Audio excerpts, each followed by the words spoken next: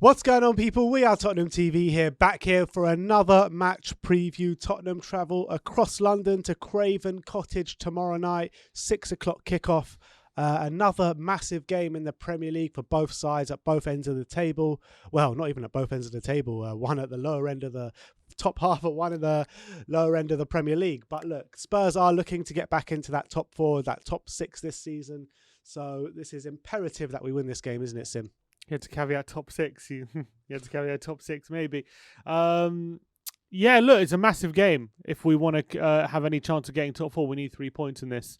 Absolutely. We can't afford to drop points. We need to show consistency. And after that game, that confidence-building game against Burnley, you need to carry that on. And this is it's not the perfect game, because I actually think Fulham are a very good side, and it's not going to be easy at all. It's going to be a very difficult game.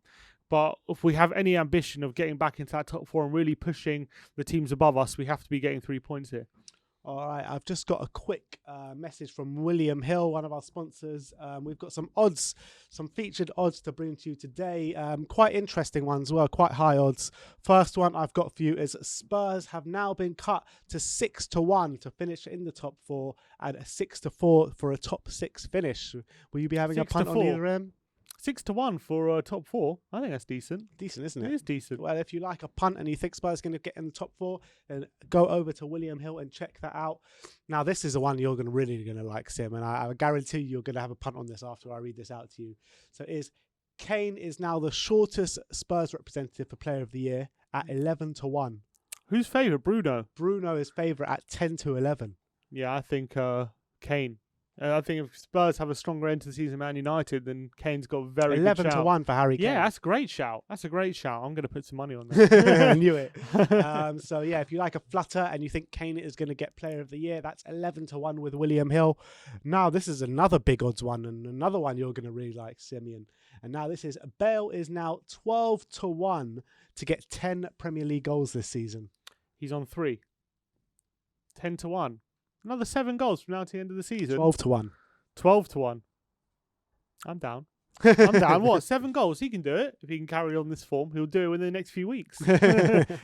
All right, so if you've got faith in Gareth Bale to get 10 Premier League goals, that's 12-1 with William Hill. That's pretty decent, actually. Yeah, the last one I'm going to give you is Spurs to win the double of the Carabao Cup and Europa League is also 12-1. 12-1. So it's the same chance of Bale to get 10 Premier League goals for us to win the Carabao Cup and the Europa League. What about all of it together? Then you'll probably get even more. But yeah, if you fancy a flutter, those are the William Hill specials we've got to bring to you. But let's get straight back into the preview. Let's have a look at Fulham. And let's have a look at their players. I mean, like, who has really impressed you? Because I tell you, the one player who's really impressed me for them is Ademola Lookman. I really like the look of him. He's been in my fantasy team for a while now. And yeah, he just strikes me as their best attacking outlet. Yeah, Lookman is a real threat. He's definitely that spark they have in the final third. The other players, Loftus-Cheek, Bobby Reedham, and the recent signing Madger. Yeah, Loftus-Cheek's been a bit inconsistent. When he's good, he's really good, but he just lacks that consistency.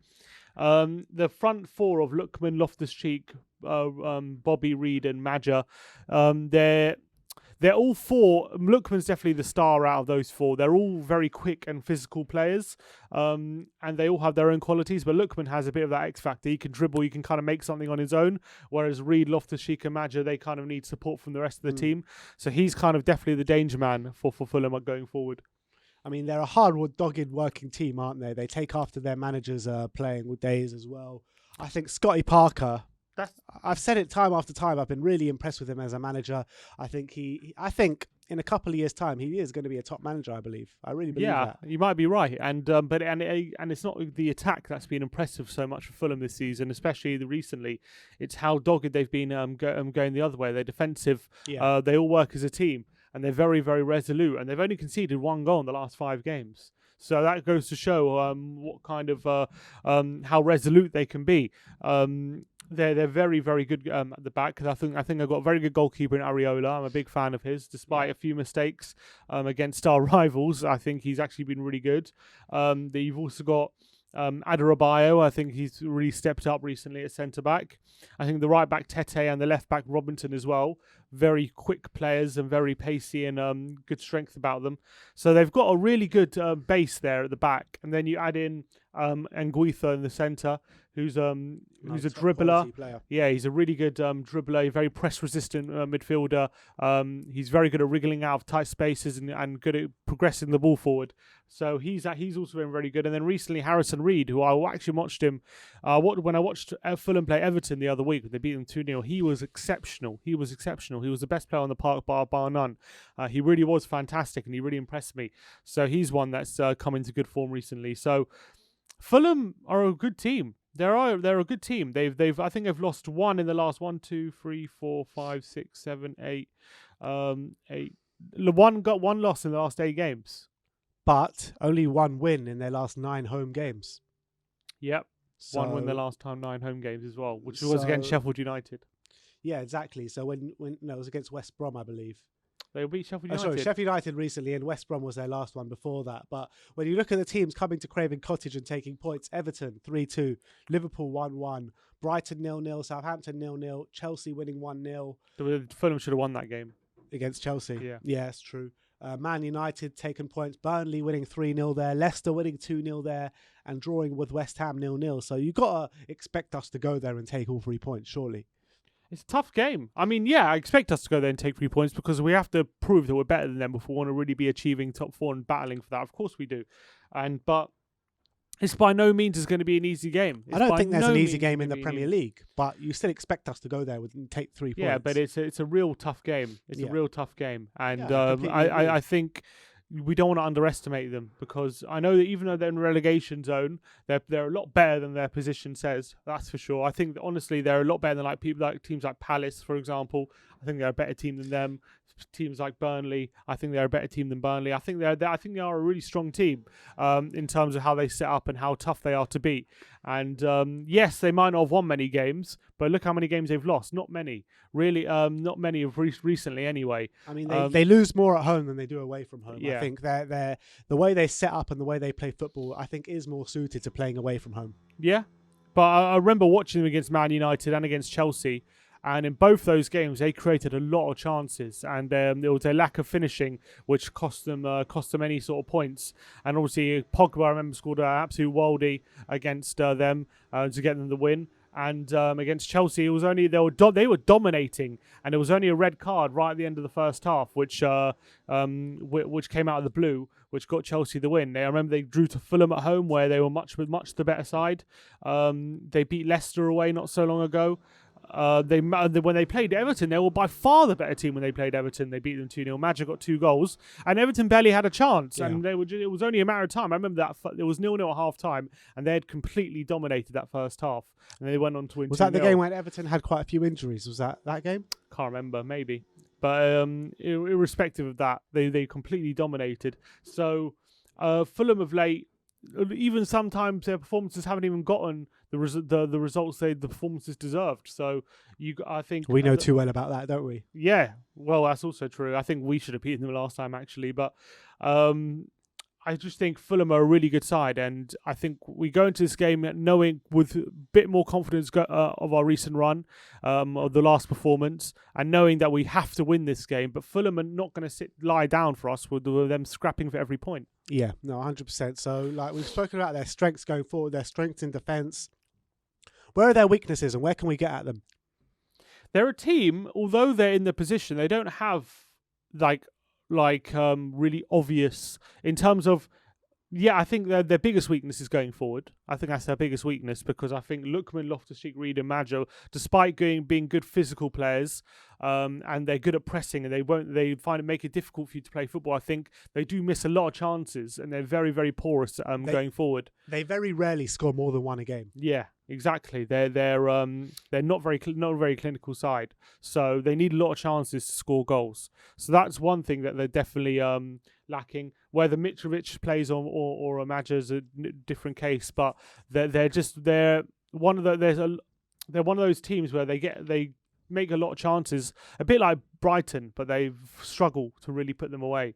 So that's probably the biggest their biggest weakness. So if we can push up, knowing that even if they get a couple chances, they might miss. Maybe that's the way to go about this game. I think defensively, the right back Tete is pretty good. The left back Robinson's also pretty good, but I would say they're better going forward than they are at the back.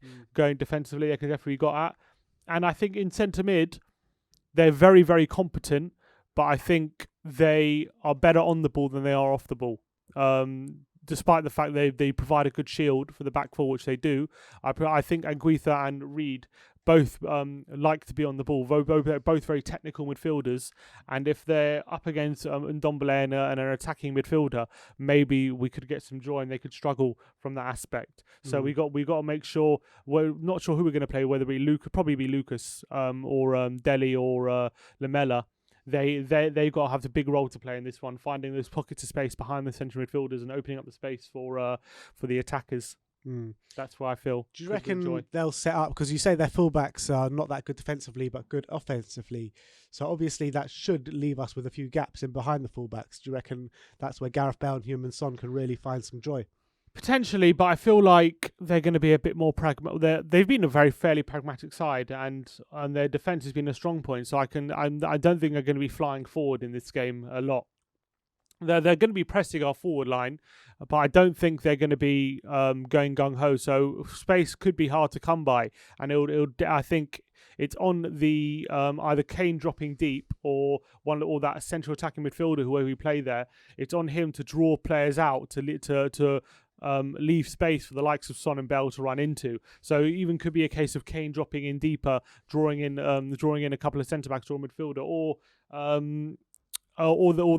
our fullbacks drawing out the opposition fullback. So having Reguilon and Aurier could be very crucial in this game to leave a lot of space for Bell and Son to run into. So that could be a source of joy. But in terms of Robinson and Tete, they're very quick. They're no slouches. They're physically. Fulham are just a physically good team. You look throughout their team, you don't have like a Ben Davis in there who you can get up from pace. Like each of their players are quite strong and quite pacey. So that's a source of worry. But on the flip side, if we can manage the game in a good way, where positionally we're drawing players out so we can exploit some space, that's where we can definitely get at them. I mean, at the end of the day, it's going to be a bit similar to the Burnley game in the sense that if we can get that early goal, it will open all sorts of avenues for us in terms of how we can start attacking them even more, because they're going to start pragmatic. If we go out there and get that early goal, we can go get that second, that third, and really kill that game off in the first half. I think they're better than Burnley. I really do. I think they're better than a better team than Burnley. Yes, they might be better than Burnley, which might be true, might not be true, but if you get that early goal, it's still going to give them, they're going to need to come out and get, because they really need those points. They need it more than Burnley. They're more desperate for the points than Burnley. Yeah. So if we get that early goal, that it's going to encourage them to come out and come after us, which will just pick them off, surely. I would hope for that to be the case. What I would say to that is Burnley physically, although they're strong, you look at players like Cork, Westwood, Brownhill, Charlie Taylor, Matt Lowton.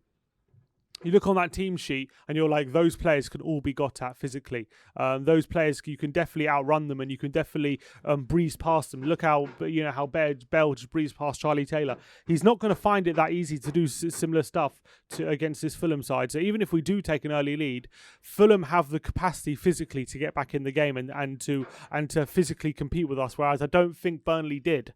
Burnley do have that similar capacity. So I feel like this is going to be a lot harder this game. I really believe that. And even if we go 1-0 up, I don't think it's going to be a case of... It's going to be easier, basically, for Fulham to stay in the game than it was for Burnley, I feel. So I think it's imperative that if we do go 1-0 up, we don't allow them to exert their dominance, and we have to carry on being dominant, because we saw in the game at the Tottenham Hotspur Stadium, when we had control, we were on top and creating chances, but as soon as we ceded control, we gave them a lot of encouragement. They grew into the game. They go in the last 20 minutes or so, they really put us under pressure. And although they didn't create much, they did have a lot of good, decent possession, and they did create that one chance, that one moment, which is all they needed. But having said that, the game should have been killed by then. Exactly. So that's what we need to do. We have to. So that's what I'm saying, is that if we do get that early goal, there'll be opportunities for us there to kill that game.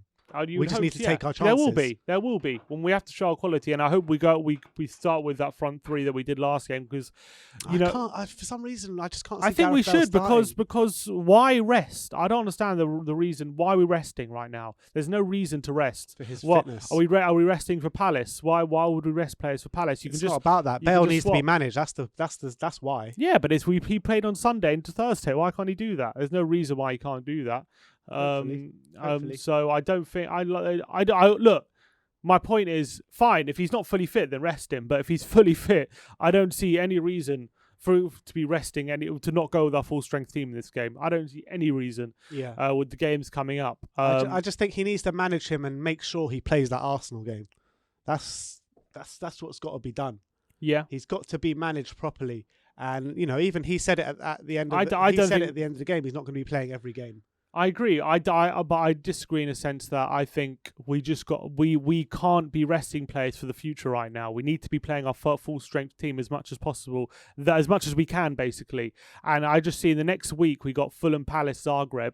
What would we be resting players for? There's no reason to rest players right now. Yeah, because we need the points against Fulham. Like the points against Fulham are just as vital as anything in the future. Yeah, I completely agree. But the only reason why players should get rested now is a fitness level. That's Correct. The only reason. I agree with you. So yeah, look, if Bale's not 100% and he's feeling like he needs a rest, then yeah. But if we're resting him because there's no chance we want him for Palace, there is no chance Jose Mourinho is resting him because of not fitness related issues. There's no chance of that whatsoever. Right. Yeah.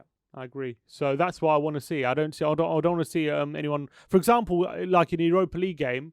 Even if Kane and Son are 100% fit, I'd want them rested for that game because the Premier League is more important. We can do without them in these Europa League games. But in these kind of games, when there's Premier League, when there's a lot on the line in these games for each point, I don't see any reason to be. I just want him wrapped in cotton wool until that game at the Emirates, and then unleash him against everyone. No, I disagree. I want him to batter Arsenal. We need the points now against Fulham. Fulham and Palace, the points matter just as much. Look, I completely understand what you're saying. I'm just thinking of it more from a romance point of view. Yeah. Thinking how I just want him fully fit for that Arsenal game. Go in there. All these Arsenal fans have been laughing at Gareth Bale all season. I want him to get into for that Arsenal game and absolutely batter them. That's what I want. I'd rather him go into it in good form. Yeah, with more games under his belt. So that's how I see it. But anyway, I'm not saying I want Gareth Bale rested. That's not what I'm saying at all. Yeah, that's not what I'm saying. If it was up to me, I would want Gareth Bale to play every single minute up until the end of the season. But that's not realistic. Yeah, it's not realistic. It's true. We'll have to wait and see if he's available for this game. But as I was saying on Fulham, they're going to be no mugs. They're going to be scrapping for every point. So, the thing is, I actually can see us drawing this game. I can see the game going in a way where we don't get the 3 points. That's what I'm worried about. I think it would be an impressive win if we did. I really believe that because I think Fulham are a better team than people think they are, and it's not going to be an easy game to go there and get all 3 points. But we need to do it. I don't think any Premier League game is easy right now, and I expect us to go and get the 3 points on tomorrow night. I really do, and I think anything apart from 3 points is not good enough. I agree with you. I genuinely believe that. I think it will be a hard game, but I fully expect us to get those 3 points. I really do. We need the 3 points. We have to. What's your score prediction? I'm going to go 2-1. 2-1 Spurs. I'm going to go 2-0. 2-0. You think clean sheet? Yeah. I'm going 2-0.